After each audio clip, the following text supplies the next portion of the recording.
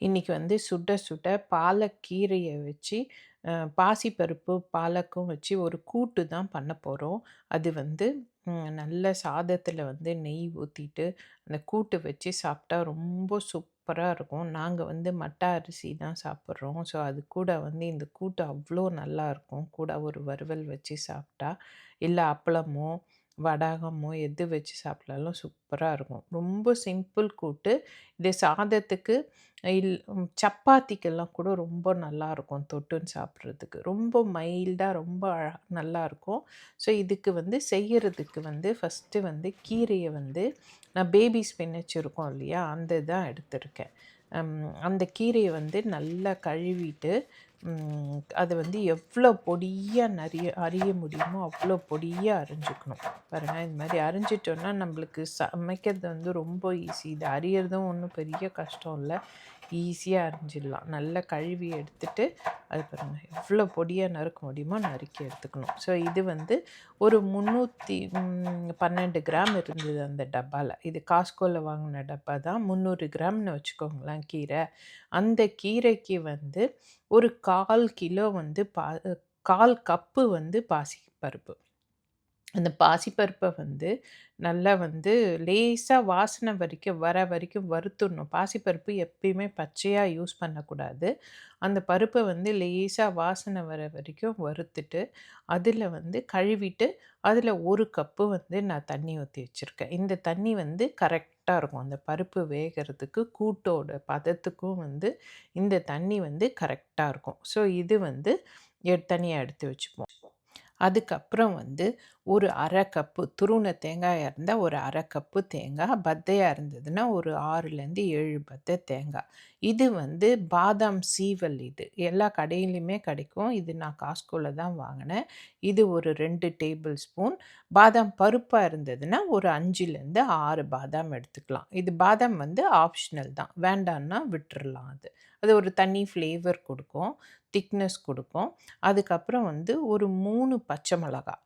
இது காரம் வந்து கூட்டு மைல்டா தான் இருக்கும். ரொம்ப காரமாலாம் இருக்காது. அதனால 3 பச்சை மிளகாயும், 3/4 டேபிள் ஸ்பூன் வந்து ஜீரகமும் எடுத்திருக்கேன். ஸோ, இப்ப என்ன பண்ணணும், இந்த தேங்காய், ஜீரகம், பச்சை மிளகா, பாதாம் பருப்பு எடுத்து வச்சிருக்கோம் இல்லையா? அதையும் போட்டு கொஞ்சமா தண்ணி ஊத்தி, ஒரு 1/2 கப்பு தண்ணி ஊத்தி நல்லா மைய அரைச்சிடணும்.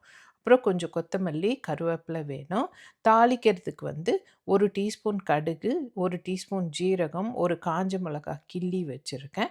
அதுக்கப்புறம் ஒரு 1 1/2 டேபிள் ஸ்பூன் வந்து தேங்காய் எண்ணெய் வேணும். இது தேங்காய் எண்ணெயில தாளிச்சா தான் நல்லாயிருக்கும். அவ்வளோதான்.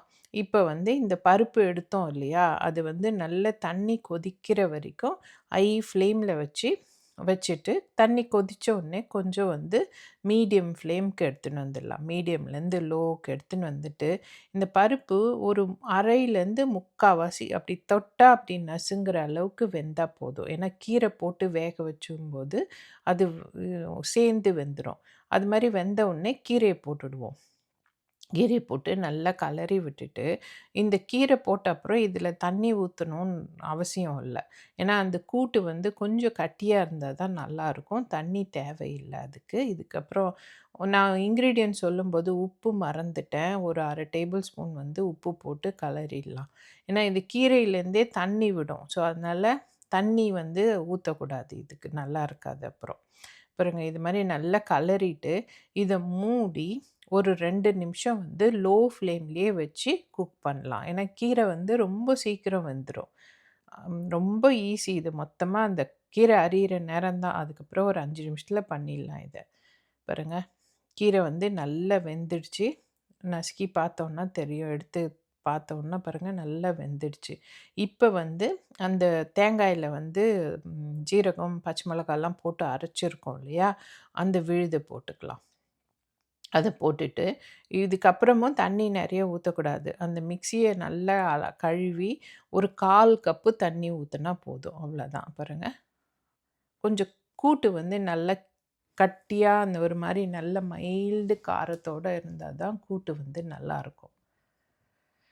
அவ்வளோதான். இத கலறிட்டோன்னா, நான் வந்து கீரை நெறைய இருந்தா தான் நல்லாருக்கும்னு வச்சிருக்கேன். உங்களுக்கு பருப்பு நெறையா இருக்கணும்னா, இன்னும் ஒரு 1/4 கப்பு கூட போட்டுக்கலாம். பட் இது கீரை நெறையா இருந்தா தான் சாப்பிட வந்து நல்லாருக்கும். கூட்டு. அவ்வளோதான். இது கலறிட்டு, அந்த தேங்காய் போட்ட அப்புறம் வந்து ரொம்ப கொதிக்கக்கூடாது. சும்மா ஒரு கொதி வந்தா போதும். கொதிச்ச உடனே தாளிச்சு கொட்டி இறக்கிடலாம். இப்போ வந்து எல்லாம் உப்பு, காரம்லாம் இருக்கான்னு பார்த்துக்கலாம். எனக்கு வந்து எல்லாம் கரெக்ட்டா இருந்தது. அவ்வளோதான் பாருங்க. பாருங்க ஒரு கொதி வர ஆரம்பிச்சிருச்சு. சுத்திலும் பபிள் வரும். அந்த நடுவுலயும் கொதிக்க ஆரம்பிச்ச உடனே கொத்தமல்லி தழைய போட்டுட்டு, இப்போ வந்து தாளிக்கிற கரண்டியில நான் 1 1/2 டேபிள் ஸ்பூன் தேங்காய் எண்ணெய் வச்சிருக்கேன். அதில வந்து அந்த தாளிக்க எடுத்து வச்சிருந்தோம் இல்லையா? கடுகு, ஜீரகம் அதெல்லாம் போட்டுருவோம்.